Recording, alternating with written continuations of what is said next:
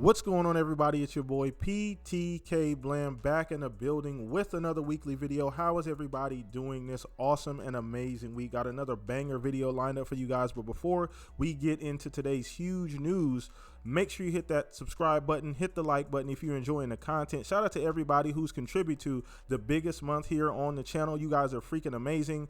Lots of subs, the channel's growing, the engagement's growing. You guys are freaking awesome. So come see us, come hang out if you're enjoying this content.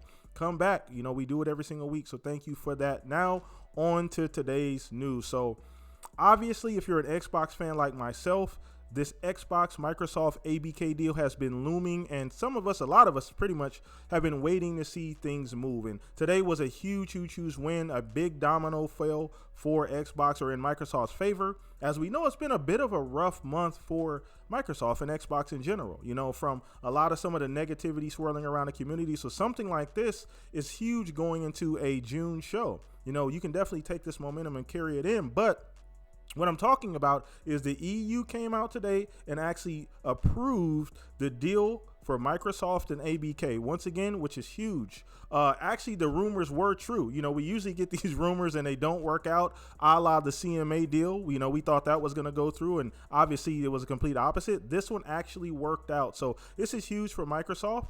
Once again, one of the few regulatory bodies that we've been waiting on. You got the CMA, you got the FTC and EU, so one of the bigger ones.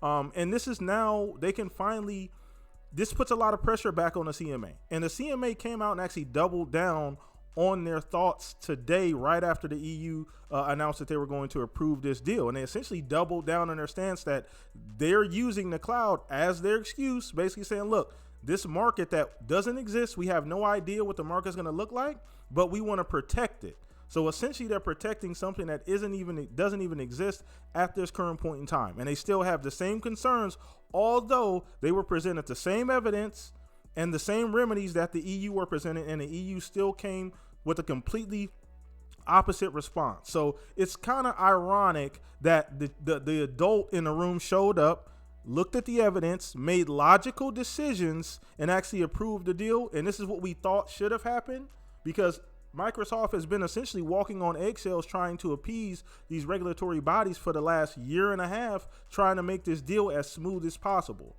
So they've essentially, CMA has doubled down, and it's ironic because they're going to look up. This puts a lot of pressure on them during that appeal. I don't see the FTC being much of a problem because the FTC has a horrible track record in court.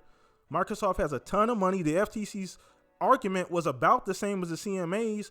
The difference is FTC actually can go to court. CMA doesn't have any really recourse besides CAT, and CAT's really not going to do anything. They don't really have much influence. Whereas Microsoft in the United States can go to the Supreme Court and actually win that case and completely bypass the FTC and get this done. That does not exist in the UK with the CMA. So this is huge. It puts the ball back in Xbox or Microsoft's court. It puts a ton of pressure on the FTC and the CMA because they don't have much of a leg to stand on. There's 37 plus countries who have approved this deal. You guys are going to look up CMA and FTC and be by yourselves. That's what this means. And it's kind of crazy because this is so big for the Xbox ecosystem. As for us gamers, for a standpoint, I'm excited about this. And it's funny because some of the remedies and some of the conclusions that the EU came to, they didn't even care if Call of Duty was exclusive or not. So, you know, Jim Ryan came out and essentially stated that this was going to be a huge blow for Sony. That was what the recourse was for the first 6, 7, 8 months of this deal. How is this going to affect the other console makers, the other big three, you know, Nintendo, Sony? Comes up that that's not a big deal at all, because the evidence presented, the numbers presented, that it wasn't going to harm PlayStation's bottom line at all. So it's ironic that the argument has deteriorated over time. This is a huge win for Microsoft. And if you're actually tired of hearing about this deal, this is a huge win for you as well, because now this moves things a little bit further along the line. Now we're getting actually closer to a real solution. So once again, also, we can't forget about the human aspect. A couple of weeks ago, this was looking shaky, and I wasn't sure. Now, I've never been on the side that the deal was going to fall through, because I ultimately think this means more to Microsoft than anything else that they have going on right now. You can clearly see that. And this is not just about video games. This is about big tech and politics. And Microsoft They have to be essentially the first Indian over the hill to take all of the arrows to show that you cannot take politics and mix them in this tech industry.